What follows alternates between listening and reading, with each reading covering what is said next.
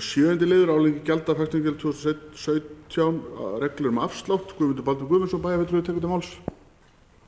Forseti, ágætu bæjarfulltrúar, þarna eru tillögur afslátt til eldri borgara sem voru lagðar fyrir bæjarráði 22. desember og vísa til staðfestingar hér í bæjarstjórn. Þetta eru óverulegar breytingar. Tekjutengdur afsláttur, hann hefur verið hækkaður 6,5% sem í samræmi við meðaltalshækkun á fasteignamati og tekjumörkin eru eins og var hækkuð 7,2% sem eru hækkun á meðallaunavísitölu milli ára. Þannig að við erum að gera lagfæringar á þessu fjárhæðum. Það kom til að fram, bæjarráð samþykkti á sínum tíma þarna í 22. desember að fela fjármálastjóra að endurskoða reglur tekjumörk við gerð fjárhagsáætlunar 2018. Við höfum verið að ræða þetta í bæjarráði, sem aldrei verið gert formlega, en það var samþykkt í bæjarráði að við myndum þá fá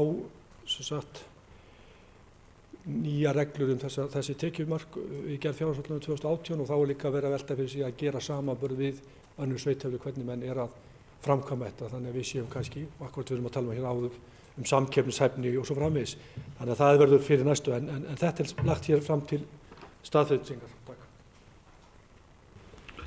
Bæjarfulltrúi Guðmundur Baldur Guðmundsson hefur lokið máli sínu, orðið er laust.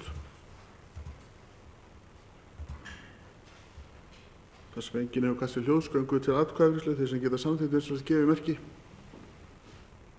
Það er samþykkt samhljóða með 11 atkvæðum.